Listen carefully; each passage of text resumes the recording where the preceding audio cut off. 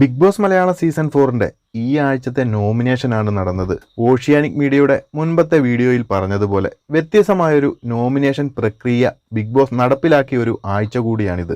രണ്ടുപേരെ വെച്ച് കൺഫെഷൻ റൂമിൽ വിളിച്ചു വരുത്തി ചർച്ച ചെയ്ത് ഒരാളെ നോമിനേഷനിൽ ഇടാനായിരുന്നു ബിഗ് ബോസ് നിർദ്ദേശം. ആദ്യം തന്നെ ആരൊക്കെയാണ് ഈ ആഴ്ച നോമിനേഷനിൽ വന്നതെന്ന് പറയാം, എന്നിട്ട് അതിന്റെ വിശദാംശങ്ങളിലേക്ക് കടക്കാം.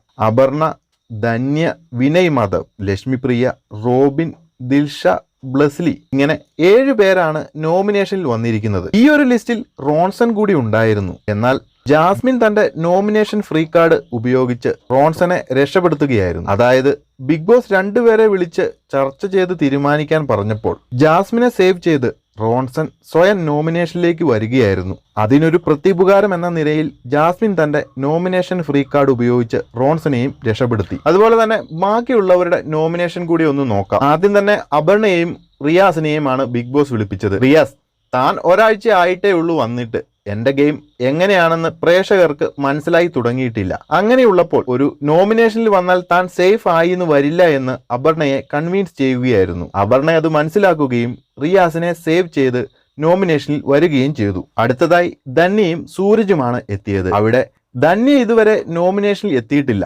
അതുകൊണ്ട് തന്നെ പ്രേക്ഷകരുടെ സപ്പോർട്ട് മനസ്സിലാക്കാൻ ധന്യ നോമിനേറ്റ് ചെയ്യപ്പെടുകയും സൂരജ് സേഫ് ആകുകയും ചെയ്യുന്നു.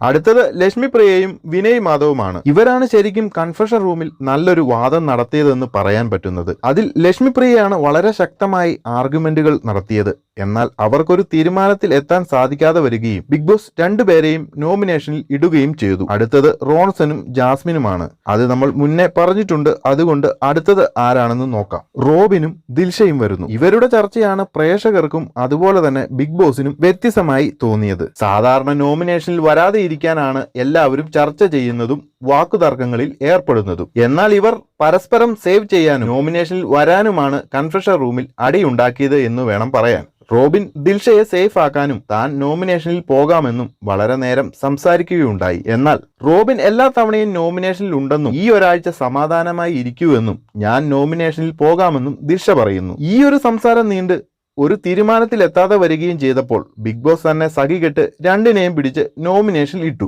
അടുത്തത് ബ്ലസ്ലിയും സുചിത്രയുമാണ് വന്നത്. 2 പേരും തമ്മിൽ ചർച്ചകളൊക്കെ നടന്നുവെങ്കിലും വലിയൊരു ആർഗ്യുമെന്റുകൾക്ക് പോകാതെ ബ്ലസ്ലി നോമിനേഷനിൽ വരികയായിരുന്നു. ബ്ലസ്ലി ശരിക്കും അത്രയ്ക്കങ്ങ് ഫേവർ ചെയ്യേണ്ടിയിരുന്നില്ല എന്ന് തോന്നി. കാരണം ഈ സീസൺ തുടങ്ങിയപ്പോൾ തൊട്ട് ഒരു സേഫ് ഗെയിം കളിച്ചു വരുന്ന ഒരു കണ്ടസ്റ്റന്റ് ആണ് സുചിത്ര. അങ്ങനെയുള്ളപ്പോൾ ബ്ലസ്ലിക്ക് സുചിത്ര എങ്ങനെയെങ്കിലും നോമിനേഷനിൽ വരുത്താൻ നോക്കിയാൽ മതിയായിരുന്നു. എന്തായാലും ഈ ആഴ്ച അപർണ, ധന്യ, ലക്ഷ്മിപ്രിയ, വിനയ്, റോബിൻ, ദിൽഷ, ബ്ലസ്ലി എന്നീ 7 പേരാണ് നോമിനേഷനിൽ വന്നിരിക്കുന്നത്. ഇതിൽ വീക്ക് കണ്ടസ്റ്റന്റ് എന്ന നിലയിൽ സൂരജും സുചിത്രയുമാണ് സേവ് ആയിരിക്കുന്നത്. കുറച്ച് ദിവസങ്ങൾക്ക് ശേഷം അപർണയും അതുപോലെ തന്നെ ആദ്യമായി ധന്യയും നോമിനേഷനിൽ വന്നിരിക്കുകയാണ്. ബിഗ് ബോസ് മലയാളം സീസൺ 4ന്റെ പുതിയ അപ്ഡേറ്റുകൾക്കും അതുപോലെ തന്നെ എപ്പിസോഡ് റിവ്യൂസിനുമായി ചാനൽ സബ്സ്ക്രൈബ് ചെയ്യുക. കൂടെ അഭിപ്രായങ്ങൾ കമന്റ് ബോക്സിൽ രേഖപ്പെടുത്തുക.